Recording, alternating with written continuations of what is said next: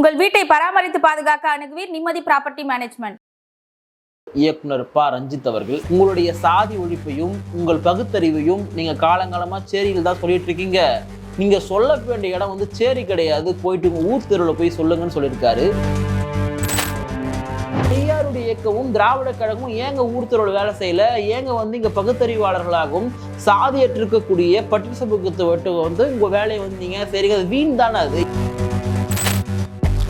நீங்க உங்களுடைய பணிகளையும் உங்கள் சாதி ஒழிப்பையும் நீங்க போயிட்டு ஊர் தேர்வில் செய்யுங்க. நாங்க உங்களுக்கு துணை நிற்கிறோம். நீங்க வந்து திரும்ப திரும்ப எங்களுக்கு வந்து பாடம் எடுக்க வேணாம். ஏன்னா எங்களுக்குன்னு ஒரு தனித்துவமான சித்தாந்தம் உண்டு, எங்களுக்கு என்று ஒரு தலைவர் உண்டு. அந்த தலைவர் டாக்டர் அம்பேத்கர். ரஞ்சித் அவருடைய கருத்து என்பது 100க்கு 100 சரியானது.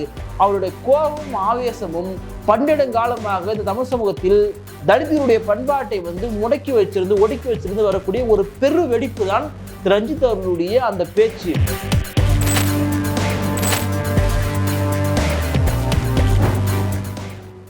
உலகெங்கும் பரவி வாழக்கூடிய தமிழ் உறவுகளுக்கு பிரதாப்பின் அன்பு வணக்கம். எப்பொழுதுமே தன்னுடைய பரபரப்பான பேச்சியல் மூலம் இங்கு ஒரு அரசியல் அதிர்வை ஏற்படுத்தக்கூடியவர் இயக்குனர் ப. ரஞ்சித் அவர்கள்.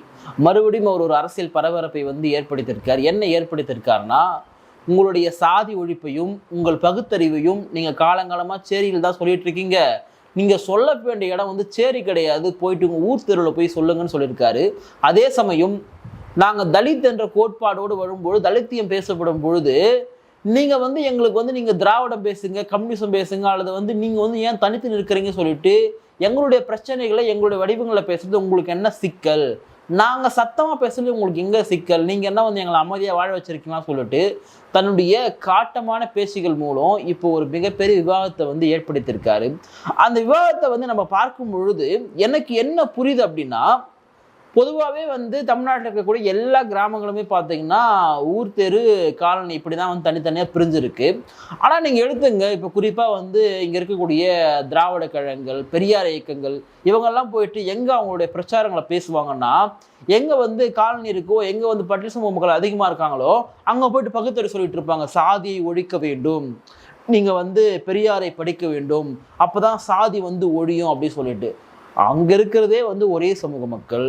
பட்டியல் சமூக மக்களுக்கு எப்படி வந்து ஒரு சாதி உணர்வு வந்து இருக்கும்? ஏன்னா அவங்களே சாதியற்றவர்கள், அபர்ணர்கள் தானே அவங்க. இதை தானே வந்து காலங்காலமாக அங்கே இருக்கக்கூடிய தலைவர்கள் சொல்லிட்டு இருக்காங்க. அப்போது அந்த மக்கள்கிட்ட போய் இவங்க சாதி ஒழிப்பு பேசுவாங்க. சாதி ஆதிக்கம் நிறைந்திருக்கக்கூடிய என்னமோ இது என்னன்னா, நம்ம பேசினா வந்து அப்போது பட்டியல் சமூக மக்களுக்கு வந்து மாற்று சமூகமாக இருக்கக்கூடிய எல்லாருமே எதிரியாக பேசுகிறோம்னா அப்படி நம்ம நோக்கமே கிடையாது. ஏன்னா அதையுமே இயக்குனர் ப. ரஞ்சித் அவர்கள் எங்குமே சொல்லவே இல்லை. என்னன்னா, இங்கே என்ன சொல்கிறாங்கன்னா வந்து குறிப்பாக இப்போ நம்ம உதாரணத்துக்கு நம்ம இப்போ இருக்கக்கூடிய திமுக அரசு எடுத்துப்போம். திமுக அரசு வந்து திராவிட சித்தாந்தத்தை வந்து உள்வாங்கி இருக்கக்கூடிய ஒரு அரசு. திராவிடம்னா என்ன? இங்கே இருக்கக்கூடிய ஆரியத்திற்கு எதிராக தோற்றுவிக்கப்பட்டது. இங்கே இருக்கக்கூடிய பிற்படுத்தப்பட்ட சமூகங்களுக்காக ஒருங்கிணைந்து அவர்களை அதிகாரத்திற்கு கொண்டு வருவதற்காக ஏற்படுத்தப்பட்ட ஒரு இயக்கம் தான் இப்போ இருக்கக்கூடிய திராவிடம். ஆனால் திராவிடம் என்ற சொல்லாடலை வந்து பண்டிதர் அயோத்திதாச பண்டிதரே பயன்படுத்தியிருக்காரு. அதனால வந்து நம்ம இந்த சொல்லுக்கு வந்து இவங்க தான் பொருத்தமானவங்க சொல்ல வரல. ஆனால் இவங்க என்ன சொல்லுவாங்கன்னா, இந்த சாதி ஒழிப்பு, இந்த சமூக நீதி எப்போ பேசுவாங்கன்னா, டாக்டர் அம்பேத்கருடைய பிறந்தநாள் எப்போ வருதோ அன்னைக்கு வந்து சமூக நீதி நாளாக பேசுவாங்க. அன்னைக்கு தான் சமத்துவத்தை பற்றி பேசுவாங்க, அன்னைக்கு தான் சாதி ஒழிப்பு பற்றி பேசுவாங்க. ஏன் இதே பெரியார் பிறந்தநாள் பேச மாட்டீங்க? அன்னைக்கு பேச மாட்டாங்க. அன்னைக்கு வந்து முழுக்க திராவிடம் தான், ஃபுல்லாக திராவிடம், பெண் விடுதலை, ஆரிய எதிர்ப்பு, பார்ப்பன எதிர்ப்பு, இதை வந்து பேசிட்டு இருப்பாங்க. ஏன் அப்போ பெரியார் வந்து இங்க இருக்கக்கூடிய ஆரிய எதிர்ப்புக்கு பயன்பட்டாரா? ஏன் பெரியாருடைய கருத்துக்களை வந்து நீங்க ஏன் வந்து ஊர் தெருக்குள்ள வந்து கொண்டு போகல? ஏன்னா ஊர் தெருவில் தான் இன்னைக்கு சாதியம் வந்து இறுக்கமா இருக்கு. அப்போ பெரியாருடைய இயக்கமும் திராவிட கழகமும் ஏங்க ஊர் தெருவில் வேலை செய்யல?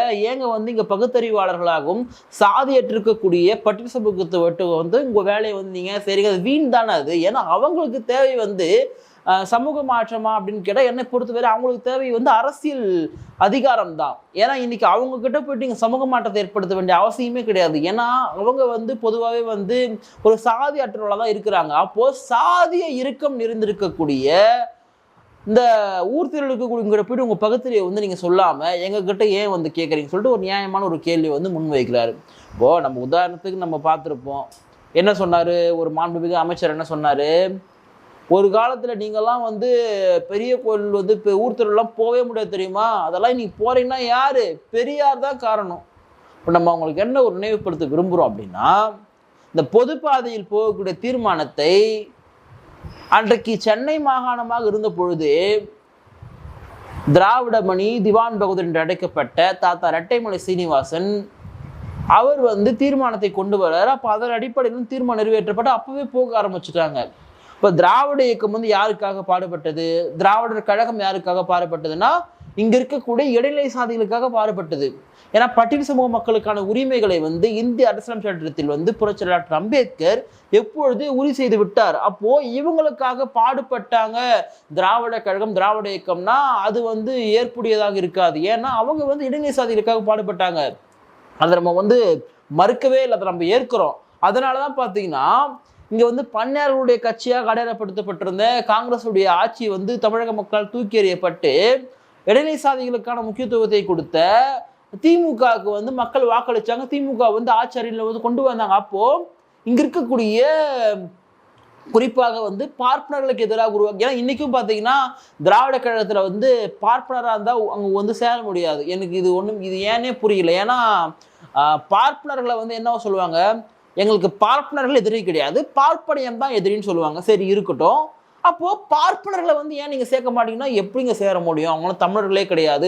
இன்னும் சொல்ல போனா இன்றைக்கும் திராவிட கழகத்தில் ஒரு பார்ப்பனர்களும் சேர முடியாது. அப்போ அது எப்படிங்க சமத்துவமா இருக்குன்னு நமக்கு அடிப்படையில் ஒரு கேள்வி எழுது. ஏன்னா அவங்களுக்கு நோக்கம் பார்ப்பனியம் தானே, பார்ப்பனர்கள் கிடையாது. அப்போ பார்ப்பனியம் என்ற சித்தாந்தத்தை யார் உள்வாங்கி இருக்கலாம்? அதை ஒரு ஓபிசி உள்வாங்கி இருக்கலாம், ஒரு எஸ்சி எஸ்டி உள்வாங்கி இருக்கலாம். இப்போ யாரெல்லாம் ஆதிக்க சிந்தனை கொண்டிருக்காங்களோ அவங்கெல்லாம் பார்ப்பனர்கள் அப்படிதானே பார்க்கணும். ஆனால் நீங்கள் ஒரு சமூகத்தையே இவங்களை நாங்கள் சேர்க்க மாட்டோம், ஏன்னா அது எப்படிங்க, அது அவங்களாம் ஆரியர்கள் சொல்லிட்டு இன்னைக்கும் காலங்காலமாக அதை சொல்லி தான் அரசியல் செய்கிறாங்க.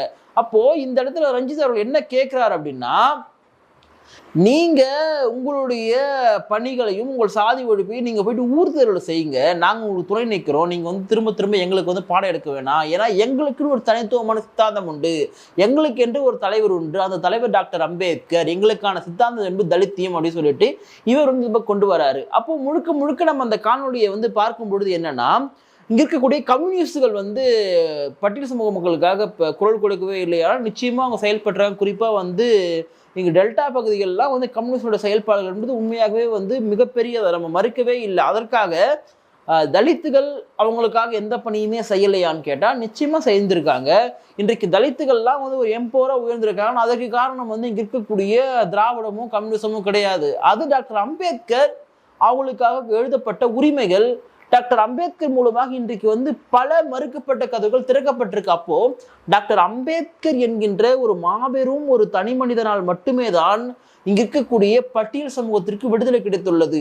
அந்த மாபெரும் தனிப்பட்ட மனிதனால் தான் ஒட்டுமொத்த இந்தியர்களுக்குமே உரிமை கிடைத்திருக்கிறது. இதை நம்ம ஏத்துக்கிட்டே ஆகணும் இல்லையா? அப்போ இங்க எல்லாத்துக்குமே காரணம் திராவிடம் தானா? அப்போ ரஞ்சித் அவர்கள் கேள்வி எடுப்பார், எப்படிங்க எல்லாத்துக்குமே காரணம் நீங்களாவே இருக்க முடியும்? அப்போ எங்களுக்கு எதுவுமே கிடையாது, எங்களுக்கு தனிப்பட்ட வாழ்வில் இருக்கு, எங்களுக்கு தனிப்பட்ட கலாச்சாரம் இருக்கு, எங்களுக்கு தனிப்பட்ட பண்பாடு இருக்குன்னு சொல்லிட்டு இந்த இடத்துல ரஞ்சித் அவர்கள் பேசியிருக்காரு. ஆனா எனக்கு என்ன ஒரு ஆச்சரியம்னா, திரு ரஞ்சித் அவர்கள் பேசியதை மாற்று இருக்கக்கூடிய மற்ற சித்தாந்தத்தையும் மற்ற கட்சியில் இருக்கக்கூடிய விமர்சனம் கூட பரவாயில்லைங்க, அதே சமுதாயத்தை சார்ந்தவர்கள், குறிப்பாக நான் ஏன் சமுதாயமா பார்க்குறேன் அப்படின்னா, இன்றைக்கு ஒரு பெரும்பான்மை சமுதாயமா பட்டியல் சமூக மக்கள் இருக்கிறாங்க. அவங்களுக்கான ஒரு வாழ்விலையும் பண்பாட்டிலையும் அரசியலும் தான் இன்னைக்கு திரு ரஞ்சித் அவர்கள் பேசிட்டு இருக்காரு.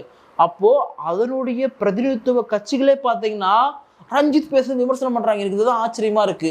அவர் ஆவேசமா பேசுறாரு, உணர்ச்சி வயமற்று பேசுறாரு, இதெல்லாம் வேலைக்காக சொல்லிட்டு அவர் சார்ந்திருக்கக்கூடிய சமுதாயத்தை சார்ந்தவர்கள் அதை அடையாளப்படுத்தக்கூடிய கட்சிகளே பார்த்தீங்கன்னா இவர் விமர்சனம் பண்றாங்க. இது என்ன அப்படின்னா, ஒரு சின்ன அவர் மேல பார்த்தீங்கன்னா நம்ம இதை பொறாமன்னு சொல்றதா, காழ்ப்புணர்வு சொல்றதா? ஏன்னா அவரை விமர்சனம் பண்ண வேண்டிய தேவை மாற்று சமுதாயத்தை சார்ந்தவர்களுக்கோ அல்லது ஒரு மாற்று அரசியலை கொண்டவர்களுக்கோ இருந்தால் கூட பரவாயில்ல.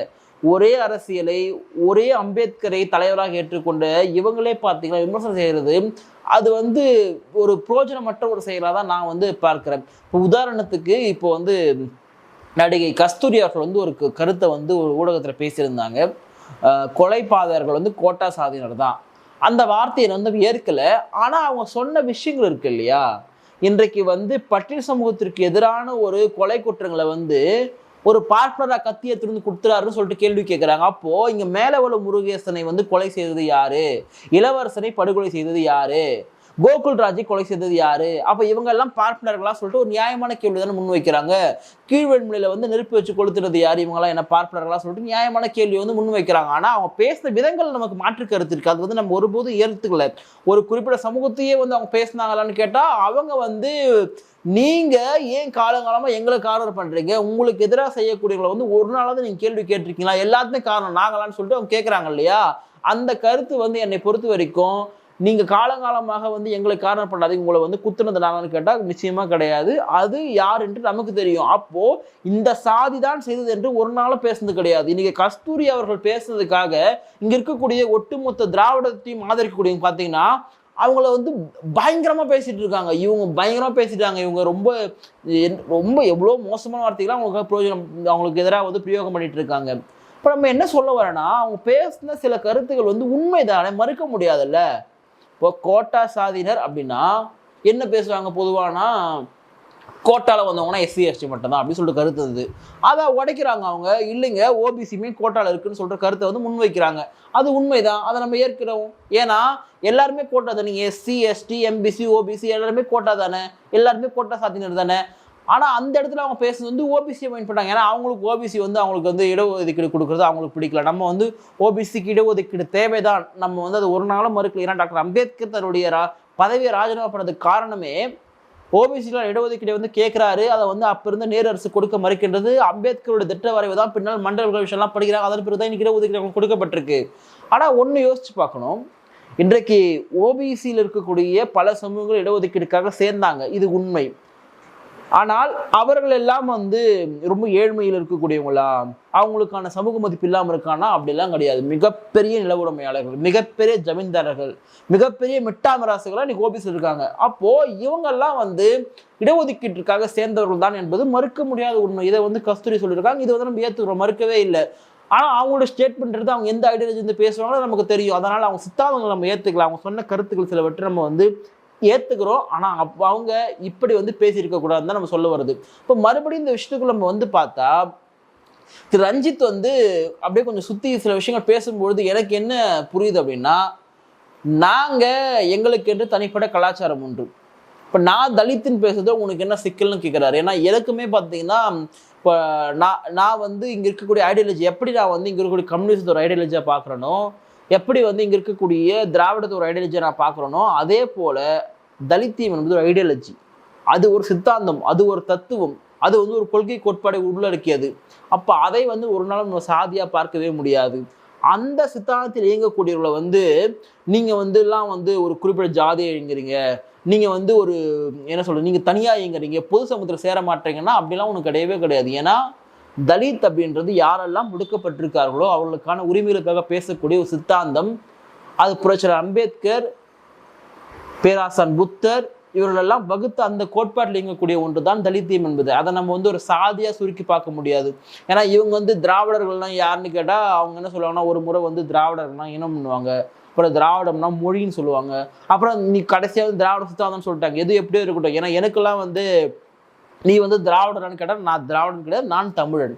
ஏன்னா எனக்கு வந்து தமிழ் தான் மொழி, நான் என்னை ஒரு தமிழனாக தான் உணர்கிறேன். இப்போ நீ ஒரு மொழி வெறியனான்னு சொல்லிட்டு திருப்பி கேட்பாங்க. அப்படிலாம் கிடையாது. ஏன்னா எனக்கு எல்லாருமே வந்து ஒரு ஏதோ ஒரு விதத்தில் வந்து ஒன்றுபட்டு நிற்கும் பொழுது நான் ஒரு தமிழனாக உணர்கிறேன், நான் ஒரு தமிழனாக ஒன்றிணைன்னு நினைக்கிறேன். நான் இப்போ என்ன கேட்டு இங்கே சாதியாக ஒன்றிணைமா மதமாக ஒன்றிணைமான்னு கேட்டால் நம்ம பிறப்பாலும் தமிழர்களாக தான் இருக்கிறோம், நம்ம தமிழ் மொழி தானே பேசுகிறோம், ஒரே மொழி தானே பேசுகிறோம். அப்போ இதை ஒரு மொழி போதை நம்ம ஒன்றிணைத்துக்குன்னா நிச்சயமாக நம்ம தமிழால் ஒன்றிணைகிறோம். நம்ம வந்து தமிழ் தேசிய தத்துவத்தையும் நம்ம உள்ளடக்கி இருக்கிறோம். அதற்காக வந்து தலித்தியத்தை வந்து நீங்கள் ஒரு சாதியான்னு கேட்டால் நிச்சயமாக ஏற்றுக்க மாட்டேன். ஏன்னா தலித்தியம் என்பது இன்னைக்கு இந்தியா முழுக்கம் பார்த்தீங்கன்னா அது ஒரு ஐடியாலஜி தான் இருக்கின்றது.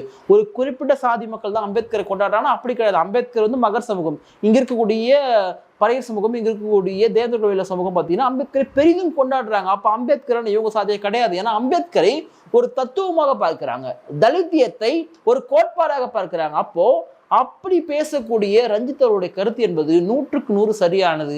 அவருடைய கோபமும் ஆவேசமும் பன்னெடுங்காலமாக இந்த தமிழ் சமூகத்தில் தலித்தினுடைய பண்பாட்டை வந்து முடக்கி வச்சிருந்து ஒடுக்கி வச்சிருந்து வரக்கூடிய ஒரு பெரு வெடிப்பு தான் ரஞ்சித் அவர்களுடைய அந்த பேச்சு.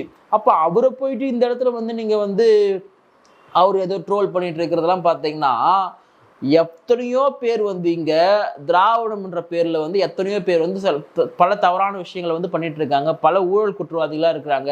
கம்யூனிஸ்டின் பேர்ல பார்த்தீங்கன்னா பல பேர் இங்க தவறானங்களா இருப்பாங்க. அப்ப அவங்களெல்லாம் பார்த்தீங்கன்னா அது ஒரு தனி மனுஷன் செய்யக்கூடியது தானே. அதுக்கு எப்படிங்க நம்ம ஒரு சித்தாந்தத்தை குறை சொல்ல முடியுமானா? அப்ப இதே தான் நீங்க தலித்தியம் என்பது இன்றைக்கு தான் பார்த்தீங்கன்னா தமிழ் சமுதாயத்தில் வந்து ஒரு மிகப்பெரிய ஒரு பேசப்பட பொருளாக மாறிட்டு இருக்கு. அதுக்கு வந்து உதாரணமா அண்ணன் திருமாவர்கள், அண்ணன் ரஞ்சித் அவர்கள் இவங்கெல்லாம் பார்த்தீங்கன்னா அதற்கான ஒரு முக்கியத்துவத்தை தொடர்ந்து பேசிட்டே இருக்காங்க. ஆனா ஏதோ ஒரு சூழலை பார்த்தீங்கன்னா அண்ணன் திருமாவர்கள் கூட பார்த்தீங்கன்னா இன்றைக்கு திராவிட இயக்கங்களோடு பயணிக்கும் பொழுது இதை வந்து அவர் குறைத்து பயணிக்கலாம். ஏன்னா அவருக்கு வந்து தேவை இருக்கின்றது. ஏன்னா அவர் பொது சமூகத்தோடு சேர்ந்து வாழ வேண்டிய சூழல் வந்து இருக்கின்றது.